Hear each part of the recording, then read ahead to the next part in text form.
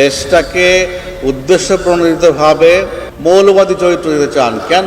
আমি মৌলবাদী মুসলিম হিসেবে গর্ববোধ করি।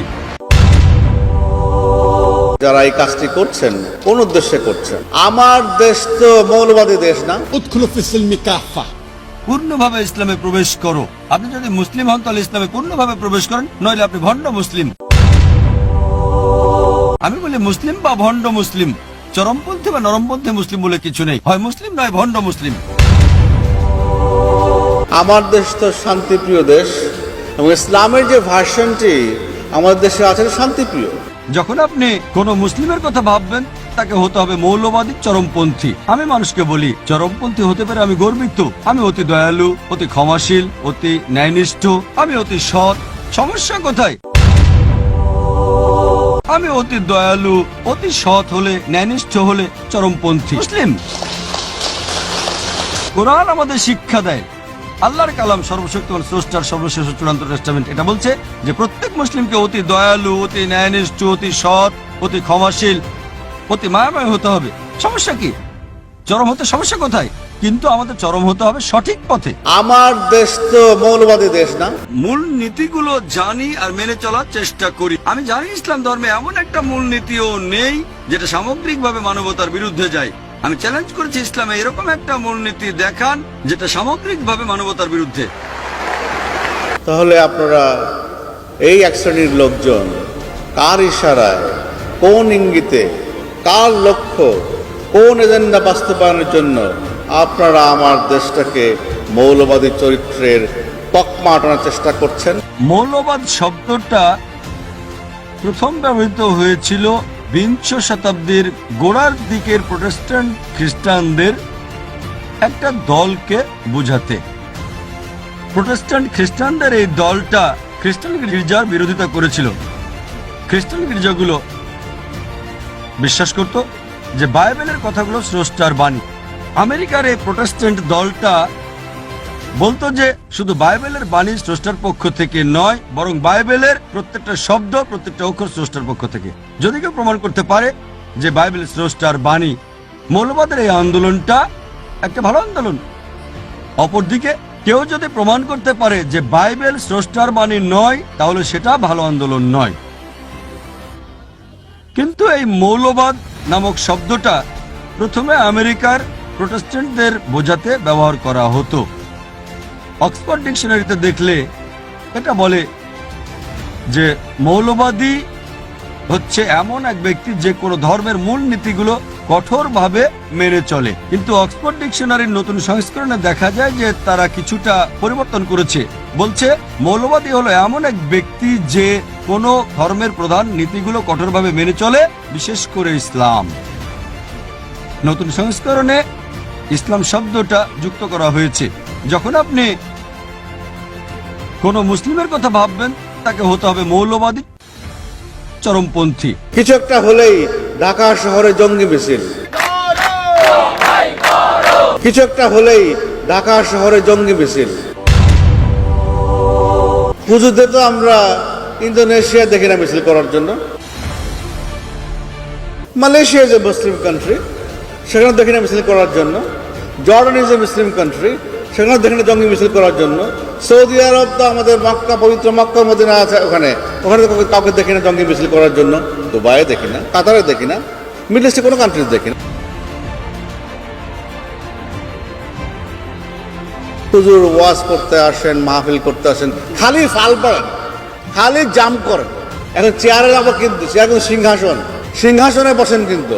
অথচ আমার নবী করিম সাল্লাল্লাহু আলাইহি সাল্লাম মসজিদের কি বলে ইয়াতে সিঁড়িতে বসে রাষ্ট্র পরিচালনা করেন, মিম্বারে সিঁড়িতে বসে রাষ্ট্র পরিচালনা করেছেন। আর এক শ্রেণীর লোকজন মহাসিংহাসনে বসেন, একজন পিছনে বাতাস দেয়, পিছনে একজনকে গাড়ি। আমি অতি দয়ালু, অতি সৎ হলে, ন্যায়নিষ্ঠ হলে চরমপন্থী মুসলিম।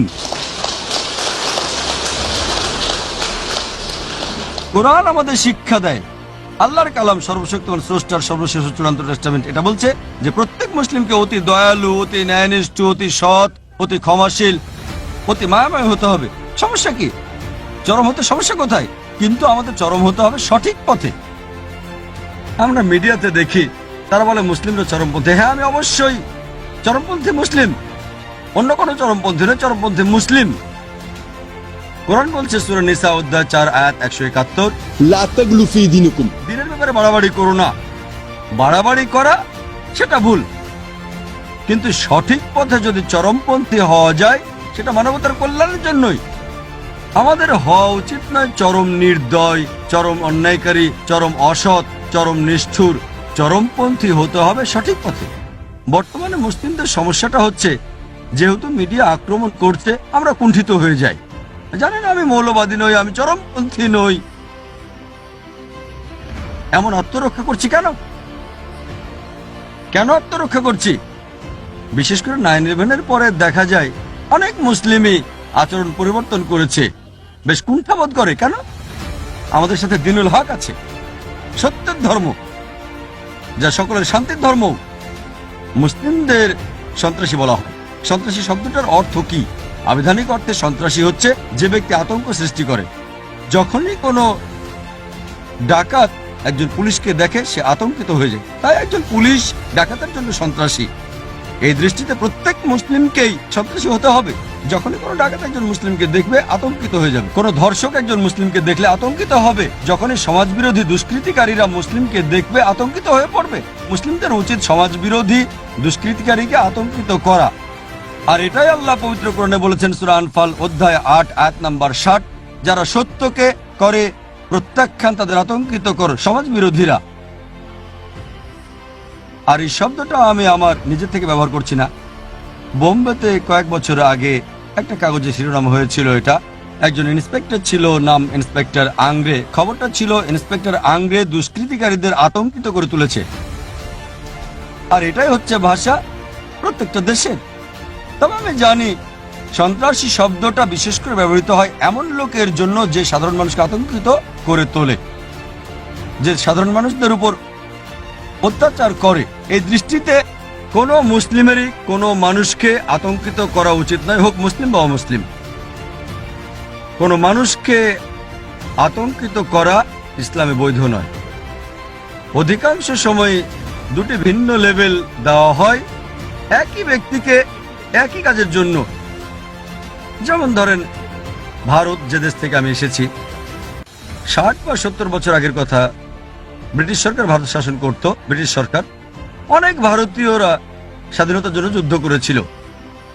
সেই সময় এই লোকগুলোকে ব্রিটিশ সরকার সন্ত্রাসী বলেছিল, কিন্তু সাধারণ ভারতীয়রা তাদের বলি মুক্তিযোদ্ধা, দেশপ্রেমিক। একই মানুষ, একই কাজ, দুটো ভিন্ন লেভেল। যদি আপনারা ব্রিটিশ সরকারের সাথে একমত হন যে ভারত শাসন করার অধিকার তাদের আছে, তাহলে এই লোকগুলোকে বলবেন সন্ত্রাসী। কিন্তু সাধারণ ভারতীয়দের সাথে একমত হলে যে ব্রিটিশরা ভারতে এসেছিল ব্যবসা করার জন্য, আমাদের শাসন করার কোনো অধিকারই তাদের নেই, তাহলে এদের বলবেন মুক্তিযোদ্ধা, বলবেন দেশপ্রেমিক। একই ব্যক্তি, একই কাজ, কিন্তু দুটো ভিন্ন লেভেল।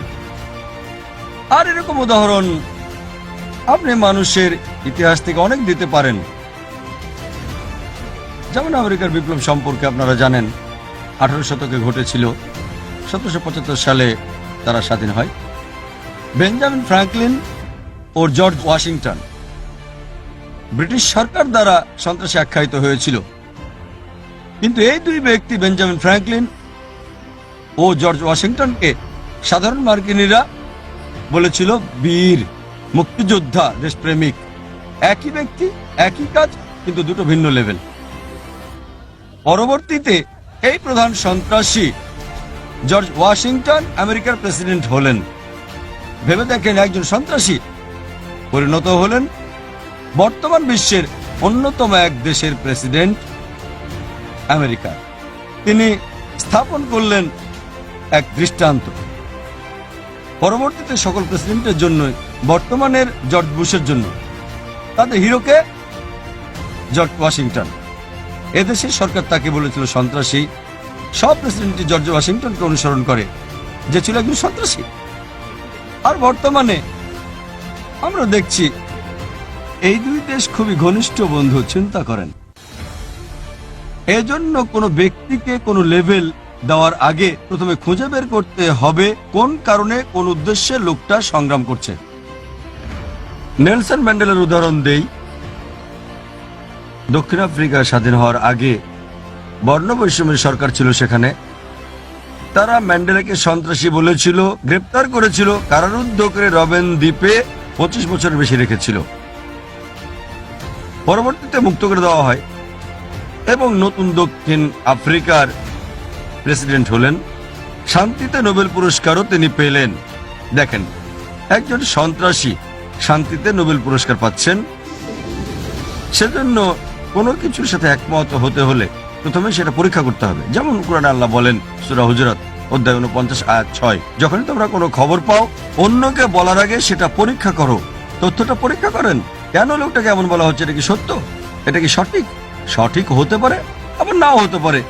আমি বলছি না যাদের সন্ত্রাসী বলা হয় তারা সবাই ভালো মানুষ, ভালো হতেও পারে, খারাপ হতে পারে। তারা আসলে সন্ত্রাসী যারা নিরপরাধ মানুষকে আতঙ্কিত করেছে। কিন্তু কোনো তথ্যের সাথে একমত হওয়ার আগে প্রথমে পরীক্ষা করতে হবে তথ্যটা সঠিক নাকি বেঠিক।